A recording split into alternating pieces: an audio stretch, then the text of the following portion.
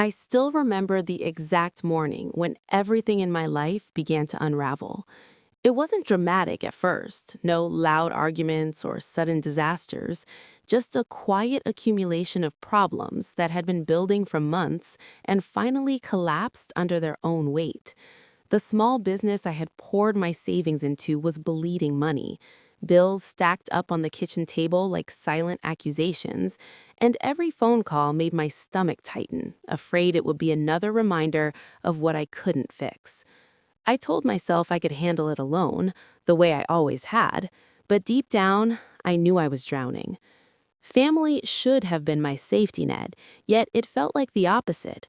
Old grudges lingered beneath polite smiles, especially among relatives who believed struggle was a sign of weakness.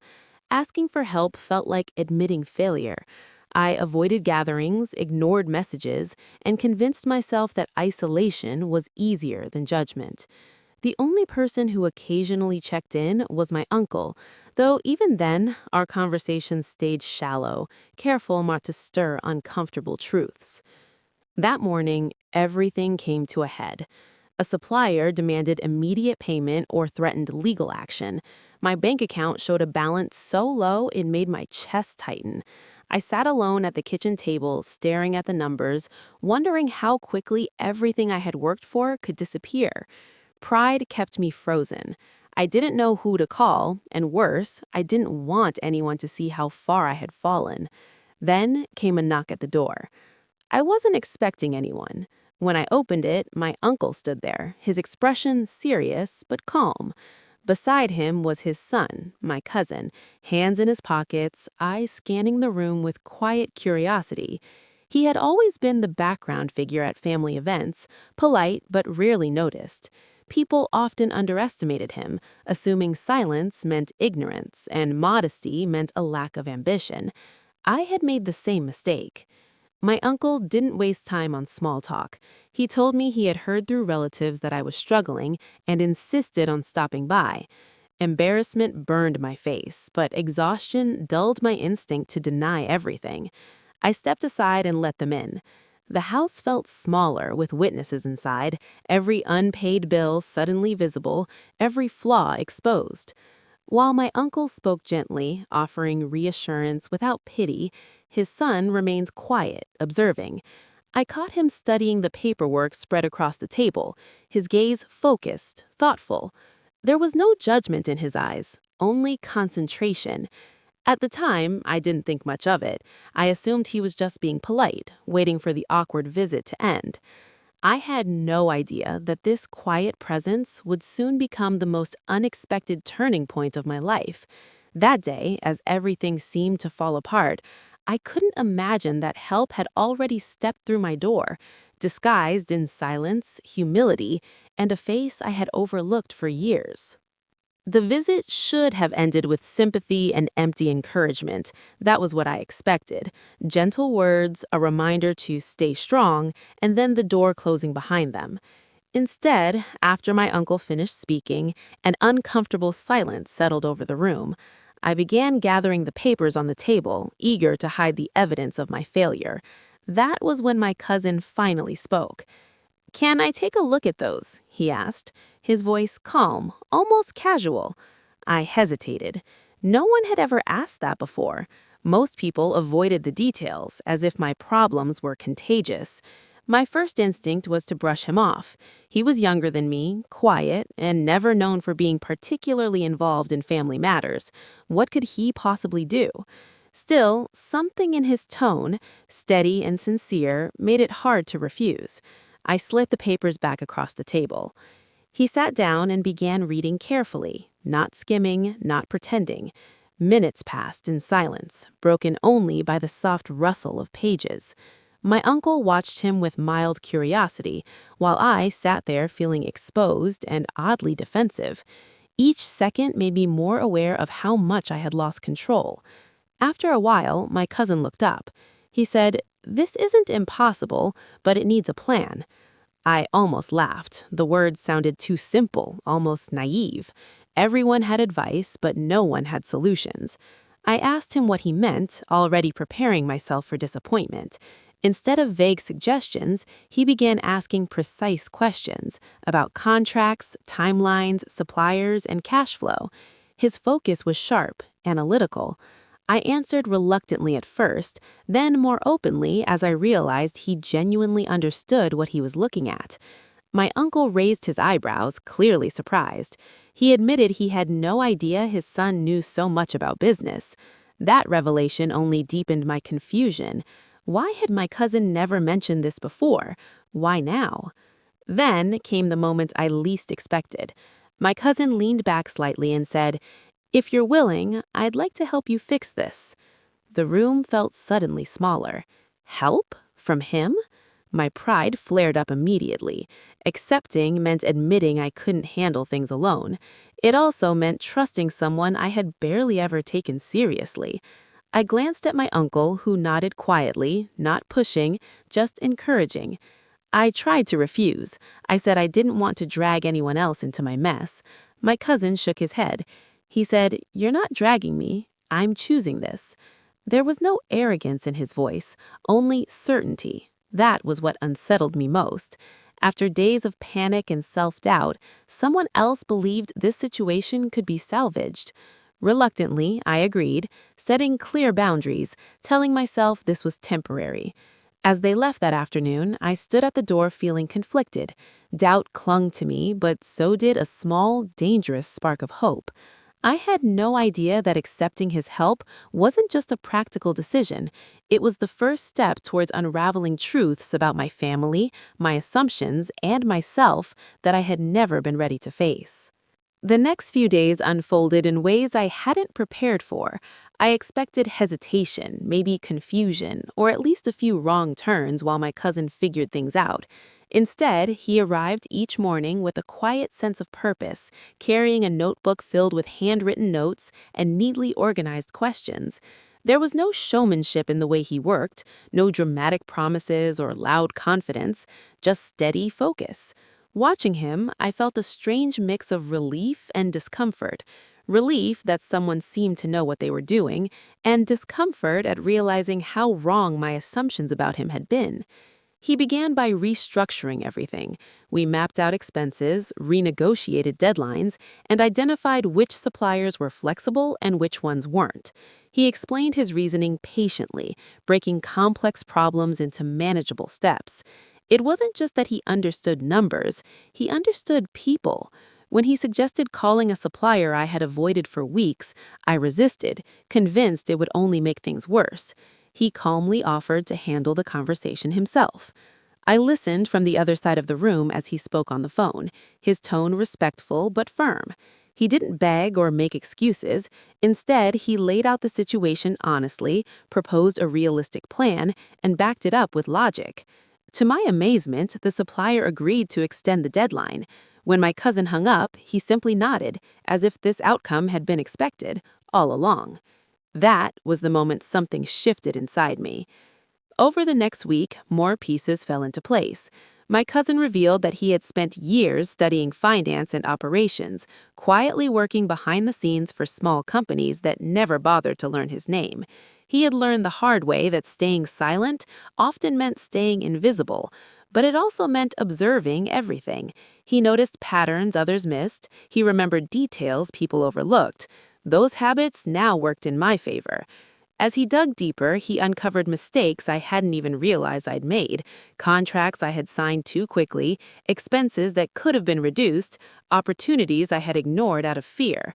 Instead of criticizing me, he framed everything as a lesson, not a failure. That approach disarmed me. For the first time in months, I felt like I wasn't being judged. But there was something else beneath his determination. Late one evening, while we reviewed numbers for the third time, I asked him why he was doing all this. He paused longer than usual before answering. He told me that years ago, when he was struggling and unsure of himself, no one had taken him seriously either. He had promised himself that if he ever had the chance to step in where others were overlooked, he would do it without hesitation. That confession changed how I saw him completely. By the end of the week, the crisis no longer felt like a dead end. It felt like a challenge with an actual path forward. My cousin's skills had done more than stabilize my situation. They had exposed how much potential I had ignored, both in him and in myself. And yet, even as progress became visible, I sensed that his involvement was stirring something deeper within the family, something that wouldn't stay quiet for long. Just when I began to believe that the worst was behind me, everything shifted again. But this time, not because of money or deadlines. It started subtly, with tension creeping into conversations that had once felt hopeful. Word spread through the family that my cousin was running things for me, and opinions surfaced where silence once lived. Some relatives praised the progress. Others questioned his motives, whispering that he was overstepping, that he was using my situation to prove something. The real blow came when a key supplier suddenly withdrew their agreement. The extension my cousin had negotiated was revoked without warning, replaced by a formal notice demanding immediate payment. Panic rushed back like a flood I thought we had already contained. I felt betrayed and confused. Had something gone wrong? Had we miscalculated? My cousin didn't react the way I did. Instead of anger or fear, his expression hardened with resolve. He asked for time, spread the documents across the table, and began tracing the timeline. That's when we discovered the truth. A family member, someone with influence and resentment rooted in old rivalry, had contacted the supplier behind our backs, questioning our credibility. It wasn't just sabotage, it was personal. I felt a surge of humiliation and rage. The idea that my own family would undermine me hurt more than the financial threat itself. I wanted to confront them immediately, to demand explanations and apologies. My cousin stopped me. "Not yet," he said quietly. "Let's do this the right way." That night, he made a decision that stunned everyone, including me. He offered to put his own reputation on the line, stepping forward as the official point of contact and guarantor for the deal. It was a risk that could damage his career if things went wrong. My uncle tried to intervene, worried about the consequences, but my cousin stood firm. He said this wasn't just about me anymore, it was about integrity. The following day, he arranged a meeting with the supplier and the family member involved. The atmosphere was tense, heavy with unspoken accusations. When the confrontation finally happened, my cousin didn't raise his voice or lash out. He presented facts, emails, timelines, documented agreements, calmly exposing the interference. The truth left no room for denial. Silence followed. The supplier reinstated the agreement, apologizing for the confusion. The family member had nothing to say. That moment changed everything. My cousin wasn't just the quiet helper in the background anymore. He had become the anchor holding everything together. I realized then that his strength wasn't just in his skills, but in his willingness to stand alone when it mattered most. As we left the meeting, relief washed over me, but it was mixed with something heavier: respect, gratitude, and the unsettling awareness that the consequences of this turning point would ripple far beyond my original crisis. The problem had been confronted, but the family dynamic had been permanently altered. The resolution should have felt like victory. On paper, everything was finally moving in the right direction. Payments were rescheduled, trust with suppliers was restored, and the immediate threat hanging over my life had lifted. Yet instead of relief, a strange heaviness settled over me. Fixing the problem had uncovered fractures in my family that could no longer be ignored, and my cousin stood at the center of it all. At the next family gathering, the atmosphere was unmistakably different. Conversations paused when my cousin entered the room. Some relatives greeted him with newfound respect, their tone warmer, almost admiring. Others avoided eye contact entirely. The family member who had tried to sabotage us kept their distance, their authority diminished, their confidence shaken. What had once been a clear hierarchy was now unstable, and everyone felt it.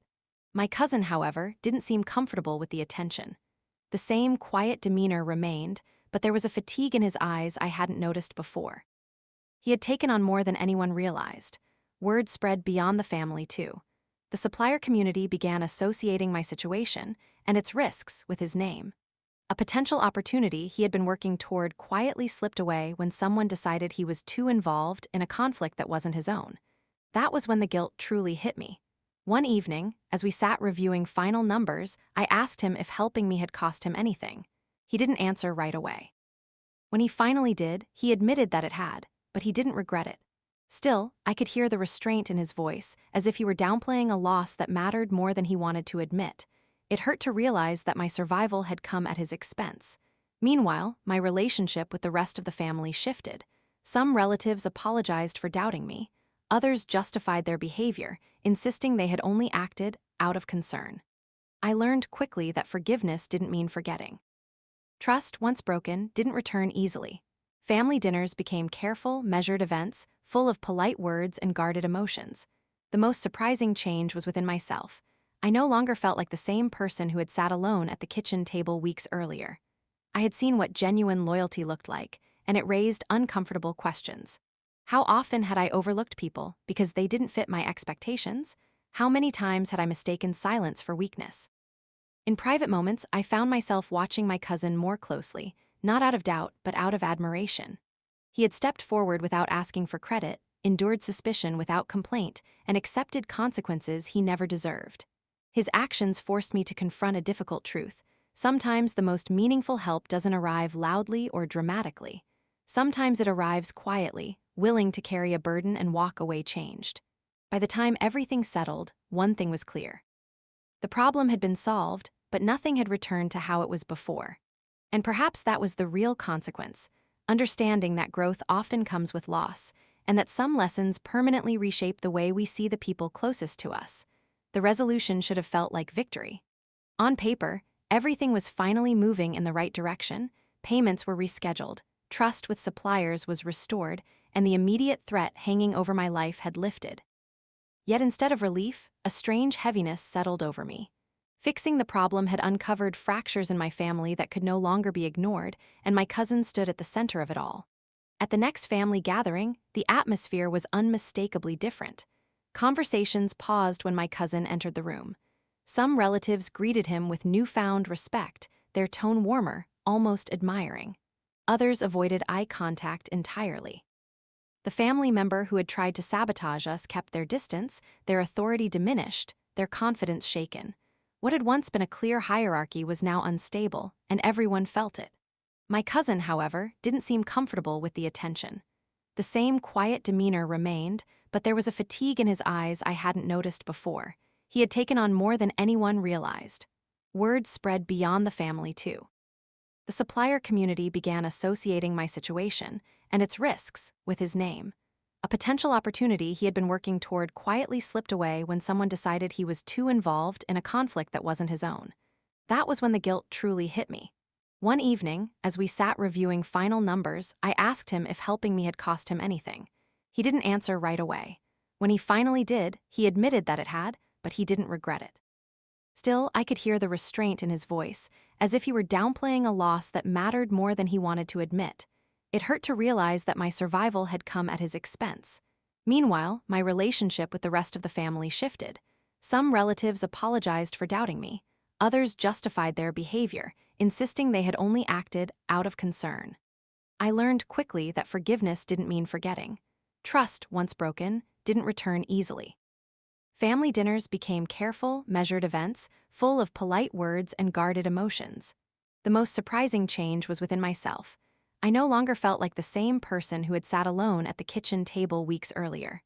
I had seen what genuine loyalty looked like, and it raised uncomfortable questions. How often had I overlooked people because they didn't fit my expectations? How many times had I mistaken silence for weakness? In private moments, I found myself watching my cousin more closely, not out of doubt, but out of admiration. He had stepped forward without asking for credit, endured suspicion without complaint, and accepted consequences he never deserved. His actions forced me to confront a difficult truth. Sometimes the most meaningful help doesn't arrive loudly or dramatically. Sometimes it arrives quietly, willing to carry a burden and walk away changed.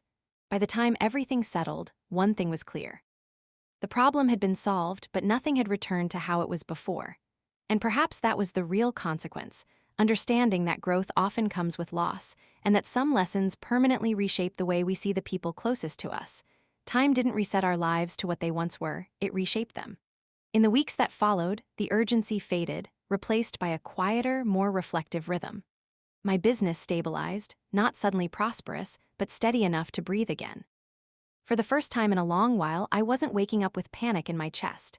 Yet the greatest change wasn't financial. It was internal, and it followed me everywhere. My relationship with my cousin evolved in ways I hadn't anticipated. We didn't talk about the crisis much anymore. We didn't need to. There was an unspoken understanding between us, built on trust earned under pressure. I noticed how easily I now turned to him, not just for advice, but for perspective. He never pushed his opinions, never claimed authority. He simply offered clarity, the same way he always had. One afternoon, I finally thanked him properly. Not the rushed, awkward gratitude I had offered before, but a real acknowledgement of what he had done and what it had cost him. He listened quietly, then surprised me by thanking me in return. He said that being trusted had mattered more to him than any opportunity he had lost. For years, he had felt invisible within the family, useful but unseen. Stepping in had given him something he didn't know he needed, proof that his voice carried weight. The family dynamic continued to shift. Some relationships healed slowly, built on honest conversations that should have happened long ago. Others remained distant, perhaps permanently. I learned to accept that not every bond is meant to survive the truth. What mattered was recognizing who stood firm when it counted. Loyalty, I realized, wasn't about blood alone, it was about action.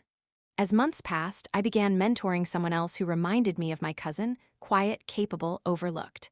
I caught myself doing something I had never done before, listening more than speaking, watching more than assuming.